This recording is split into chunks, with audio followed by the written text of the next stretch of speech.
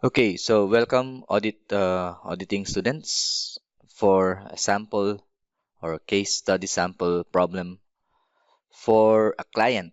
Okay, and on this sample problem, we will have a goal to understand how audit planning and audit strategy conceptualization works.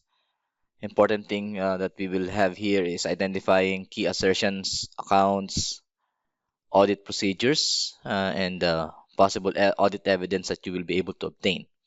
So in this presentation, I have solar flare systems. This is just a sample client. Okay, so first of all, what you will do when you do the audit is to understand your client. So you use the concept of entity, industry, and economy level. Okay, if you're not familiar with that, you can go to the notes, or I'll send or include the link in this video. So in order for you to have the better understanding of your client, you look into the entity level, which means you look into the how it operates, its major client or customer, major suppliers, who are the key shareholders, and who are the managers, key managers, how or what is the business model, and these things. And including on your analysis will be the possible risk the client is facing within the entity, as well as on its in the industry which it belongs to. So, for example, if you're talking about airline companies like Qantas or United Airlines in US, okay, so they belong to airline industry or aviation industry. So you have to understand whether the aviation or airline industry is having in problem within their industry. And the next also you go up and talk about economy. In economy level, you're thinking of any exchange rate issues, taxes. Is the country currently under suffering the depression or recession? Okay, on this economic scale. So if you look into the company background here, we can see that this company is engaged in designing solar energy solutions for residential and commercial, and as well as industrial clients. And then they entered into a contract with a major national construction firm, so that's a huge client for them. And they use cloud-based ERP for financial reporting. And then as an audit, so you know the client, you know yourself also as an auditor. So you, as an auditor, is engaged to do the audit for this solar flare solution for the first time. Okay. So of course, your objective as an audit is to express an opinion whether the financial statements are prepared in all material respect in accordance with. So I use IFRS as my basis here. If of course your country or your or during your study you have a different framework that you're using, you have to refer that here. Now let us say that during your audit risk assessment, so you have tried to understand the entity level risk, industrial or industry level risk, and economy risk. You assess that the overall risk assessment that you or the risk is assessed as high. So what does it mean? Possibly there are high inherent risk and control risk. So I would suggest you go back and study that audit risk function and how it works and how it will affect uh, audit risk. Okay, because based on your overall audit risk, you will design the audit strategy that you will do. Okay, which we will go on later on. So this is sample of possible risk or inherent risk for this solar flare company. So let's just pick up something here. You can see it in the presentation. So for example, complex revenue recognition. So because it involves long-term contracts and potential progress billings, the complication will come on the revenue recognition. Probably they're using percentage of completion, and on other contracts maybe the basic accrual recognition of revenue. Another one is inventory valuation, as you can see here. In inventory valuation, they're handling highly technical inventory like solar panels, inverters, and components, and that actually create a bit of risk. Okay, risk of maybe theft, but in this case it says inventory valuation that will be pertaining to the value recorded for the inventory, so there will be a risk of obsolescence. Take note, inherent risk is focusing on an item. Even if you place control, the item itself or the transaction itself is the one who's always at risk. Okay, best example will be cash. Even if you put so much restriction on cash, cash itself is at risk. That's what it meant by inherent risk. So control risk, the assessment that you may have done or concluded may be medium to high. Okay, because this is the first time that they're using ERP system, that may create a bit of a risk of mm, uh, misstatements due to non-recorded transaction or incorrect encoding. So which means that actually creates sort of risk. Another problem that they have on control is a lean management structure. Okay, they are focusing on lean structure, which it will create limited segregation of duties. In lean management structure, you are only getting just enough employee or staff to do the work, and you are removing certain processes. It doesn't mean that you are removing the control, but it's only saying that you are ensuring that there should be a precise way of doing things. So the key financial personnel may be overburdened because of that segregation or lack of segregation of duties. And because this is our first time to audit this kind of client, we will have in our position, we will have really unfamiliar audit work here because this is our first time. And sorry, this is their first time, and they don't have familiarity on what are the requirements in external audit. Okay. Now, our detection risk, which will be our planned or will affect our planned audit strategy to mitigate high inherent and medium control risk. Our assessment will be relatively medium to low. Okay, detection risk. That means that we will rely more on doing substantive procedures rather than putting emphasis on control testing.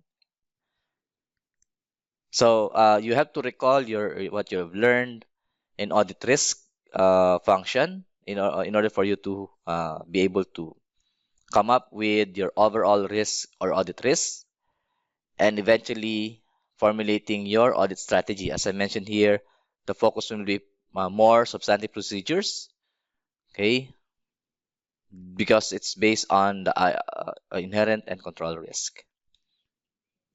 So again, the overall strategy will be primarily a substantive procedure. I'm not saying you skip control yet. You can skip that if there is a high inherent and high control risk. Okay, because no need for you to test control in that situation. Okay, so what are the key strategies that we will go through? Gain a thorough understanding of the business and its environment. So which means aside from what we have learned in initial risk assessment, we will try to add more of our knowledge with regards to company, and our focus will be on high risk area. Okay, so you have to identify the risky accounts or transaction. Then we will perform extensive substantive testing because that is the result of our audit risk assessment. Then we will involve IT audit specialists because they are using ERP. We may not be familiar with the ERP system that they're using. Another one is we need to engage with management early and frequently. So we must have a constant or regular communication with them when we are doing the audit, particularly if we observe or we have found out that there are some possible fraud or errors in the financial statements. The professional skepticism is important. Remember, in our discussion, professional skepticism is not a doubting mind, but ensuring that the audit evidence are appropriate and sufficient. We also need to involve some technical experts or specialists, particularly on complex estimation like project completion percentages or any warranty provisions that they're providing. Unless they have sufficient internal experts that we can rely on, which means the report that they're providing will be reliable. If it is insufficient and also it lacks what you call this objectivity, we may need to think of hiring an external expert. And we must ensure that we have a detailed documentation on all the process that they're doing during the audit. Okay, so the requirements that we have here, we have to identify key accounts and two audit assertions. So we will identify three key accounts with two audit assertion each. And then we will have to identify the audit procedures that for us to test assertion. So recalling the assertion is something that the management is showing to the third party. And you as an auditor, you're trying to test the validity of audit assertion. So let's go on to the first account. So the first account here is revenue. So description, revenue primarily consists of sales or from solar panel installations for residential and commercial clients. And increasingly, there is a increasing market on large scale commercial solar farm. So that is the way they earn or the revenue or the business model. The assertion that we will test, one of those will be occurrence. So we want to uh, get an assurance that the revenue recorded by the client occurred and pertains to the client or the entity. Okay, the possibility is that revenue may be recognized for services not yet performed or fictitious sales. So the audit procedure that we can perform, we can do vouching. Okay, vouching, which means we get the document and we will inspect the document for signature and any proof of completion. Okay. Also, we can vouch the invoices that they sent and any shipping document if they are shipping the document. Bank statement too, so that we can cross-check the cash receipt. Another important aspect on revenue testing is cutoff testing, because in cutoff we will determine whether the sales is properly recorded on the right dates or the right accounting period. We can also perform analytical procedure comparing the current year revenue against the prior year or the budgeted one so that we will see whether there are fluctuations. We can also perform ratio analysis.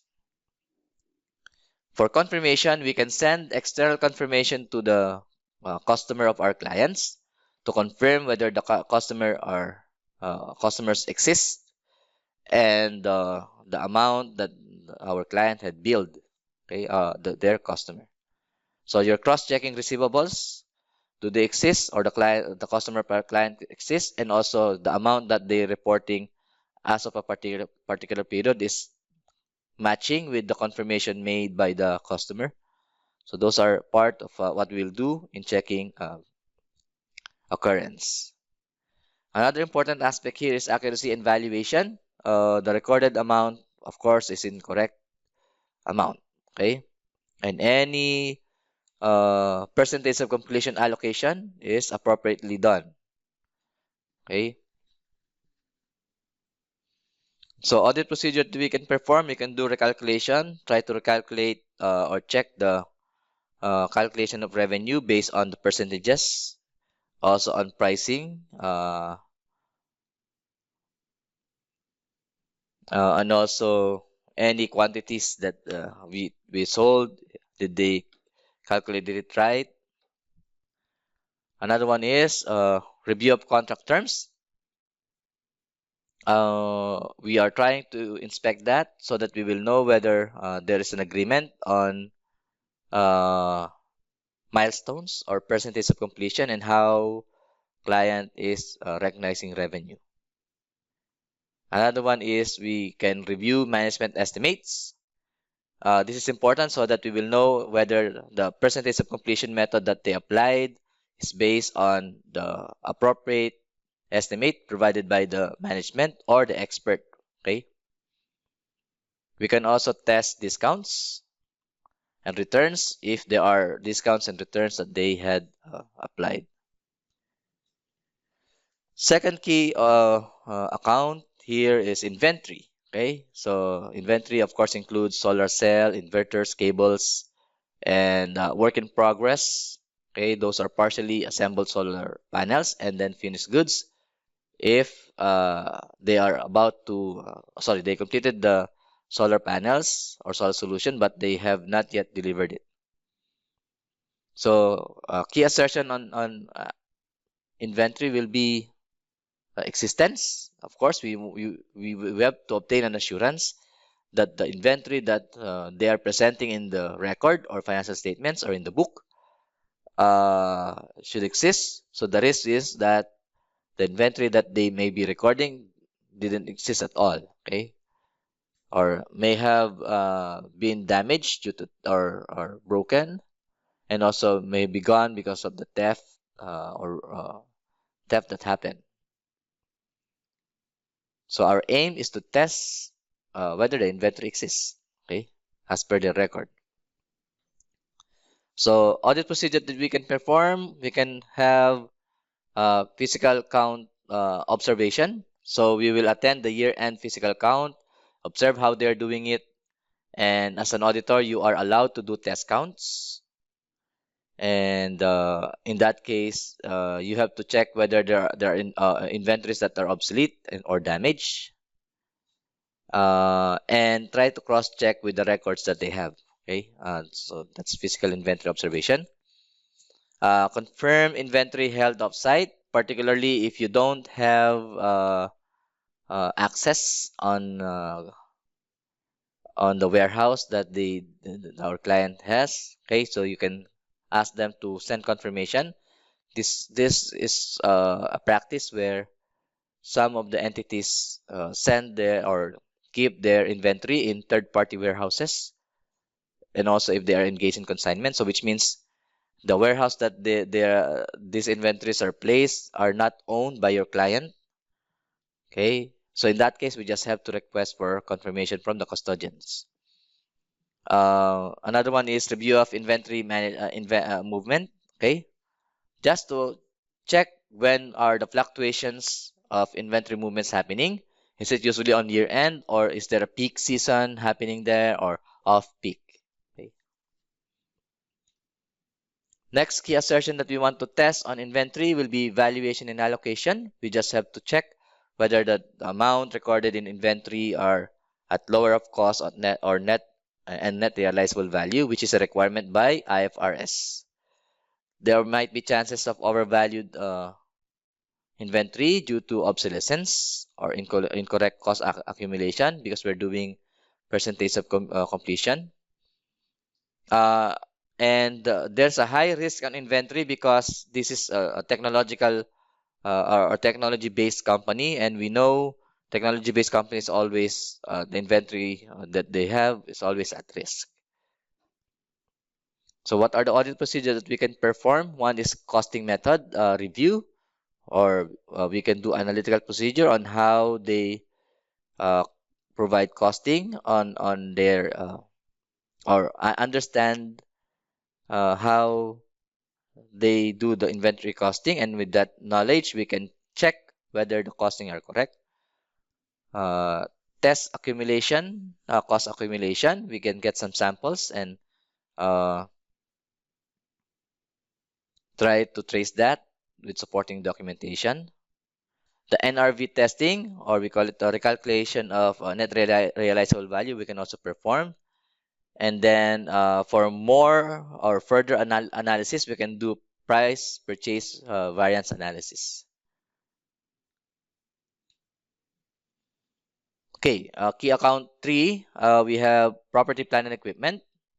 So description, property, plant, and equipment primarily includes, of course, machineries, fixtures, and our aim or the assertion that we want to test here will be existence and completeness.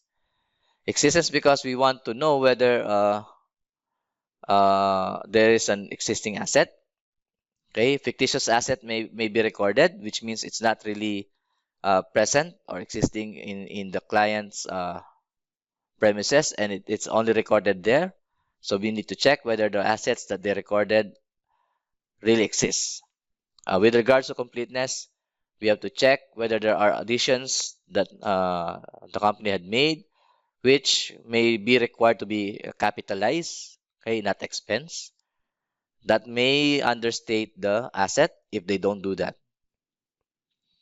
So audit procedures that we can do, we can have vouch additions, which means we have to check what are the additions made during the year for the property, plant, and equipment.